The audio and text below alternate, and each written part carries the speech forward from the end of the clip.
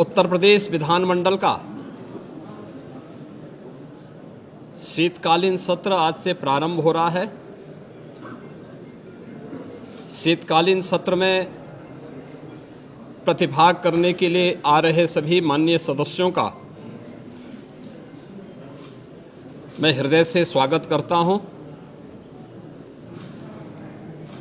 आज से 24 दिसंबर तक शीतकालीन सत्र में माननीय सदस्यों को सदन में अपने मुद्दों को उठाने, उत्तर प्रदेश की जनता के हित में और उत्तर प्रदेश के विकास से जुड़े हुए तमाम अन्य कार्यों को आगे बढ़ाने, विधायी कार्यों को आगे बढ़ाने और विभिन्न विभागों में जो नई मद हैं उनके लिए सप्लीमेंट्री डिमांड्स के लिए भी यह शीतकालीन सत्र अत्यंत महत्वपूर्ण होगा। इस अवसर पर राष्ट्रगीत वंदे मातरम के 150 वर्ष पूर्ण होने के उपलक्ष्य में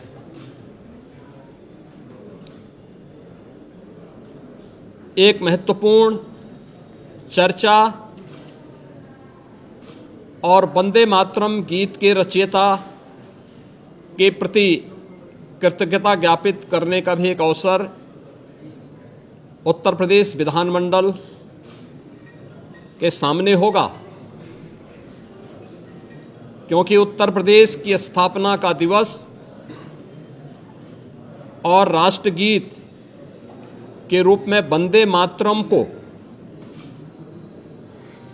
भारत के संविधान के अनुसार मान्यता प्राप्त होने का नोटिफिकेशन एक ही तिथि इस महत्वपूर्ण इवेंट के लिए है और उत्तर प्रदेश की विधान मंडल में इस पे चर्चा इसलिए अत्यंत महत्वपूर्ण होगी। कल सर्वदलीय बैठक में हम लोगों ने सभी दलीय नेताओं से इस बारे में अनुरोध किया है कि सरकार प्रत्येक मुद्दे पर चर्चा कराने के लिए तैयार है।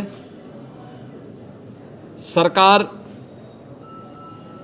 विकास से जुड़े हुए मुद्दों पर एक सकारात्मक रुख है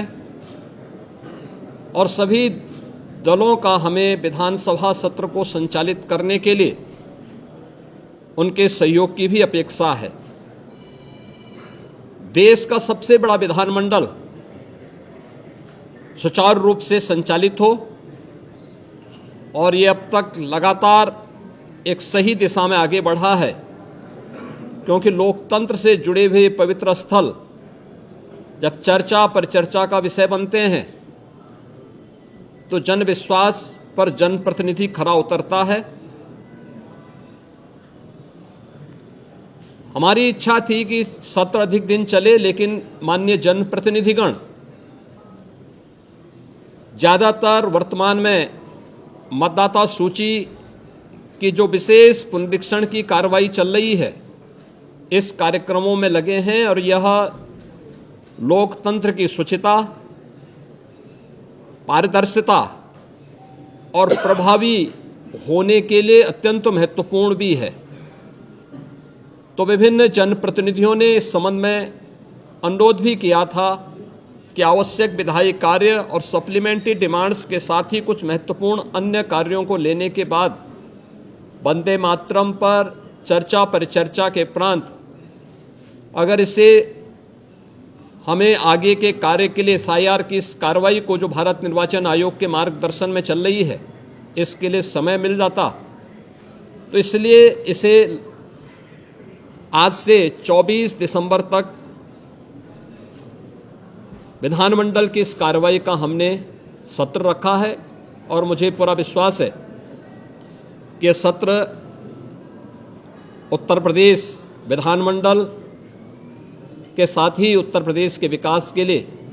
एक महत्वपूर्ण सत्र साबित होगा।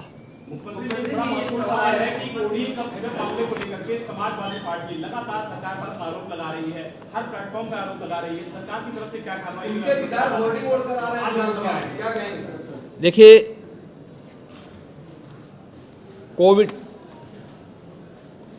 कोडीन फास्फेट,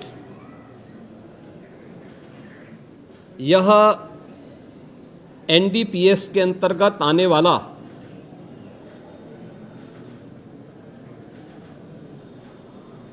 एक औषधि है जिसका निर्माण कोडीन युक्त कफ सिरप यानी गंभीर खांसी के लिए कफ सिरप बनाने के लिए उपयोग होता है, लेकिन सेंट्रल नारकोटिक्स ब्यूरो के द्वारा इसे केवल उन्हीं औषधियों के निर्माण के लिए आवंटित किया जाता है। इसके लिए उसका कोटा, उसका आवंटन, ये सभी सेंट्रल नारकोटिक्स ब्यूरो के द्वारा तय होते हैं। इस मामले इसकी यह कफ सिरप तमाम जगहों पर नशीले पदार्थों के रूप में इसके दुरुपयोग की शिकायतों के बाद इस पे हम लोगों ने कार्रवाई की थी, क्योंकि अवैध रूप से इसकी तस्करी की शिकायतें आई थीं और ये उत्तर प्रदेश पुलिस ने एनडीपीएस, जो उत्तर प्रदेश का एफएसडीए विभाग है, इसके नेतृत्व में हम लोगों ने उसको एनडीपीएस के दायरे में लिया, क्योंकि माननीय उच्चतम न्यायालय ने भी इसको इस रूप में माना है और इस पे कार्रवाई प्रारंभ की है। यह कार्रवाई उत्तर प्रदेश सरकार के द्वारा एफएसडीए, यूपी पुलिस और एसटीएफ इनके द्वारा प्रारंभ की गई है, जिसमें अब तक हम लोग काफी बड़े पैमाने पर इसके अवैध तस्करी के प्रकरण को पकड़े हैं और इसमें व्यापक गिरफ्तारियां भी हुई हैं। यह हर व्यक्ति जानता है कि हर माफिया के संबंध समाजवादी पार्टी से रहे हैं और मुझे लगता है आज विधानसभा में तो कार्रवाई संभवतः नहीं चलेगी, क्योंकि विधानसभा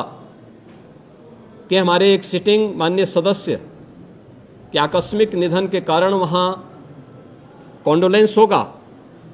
लेकिन विधान परिषद में हमारे विधान परिषद के नेता सदन इस मुद्दे को वहाँ पर अगर उठेगा तो जरूर इस मुद्दे को वहाँ पे रखेंगे, अन्यथा हमारी ओर से कोई मान्य सदस्य बाहर भी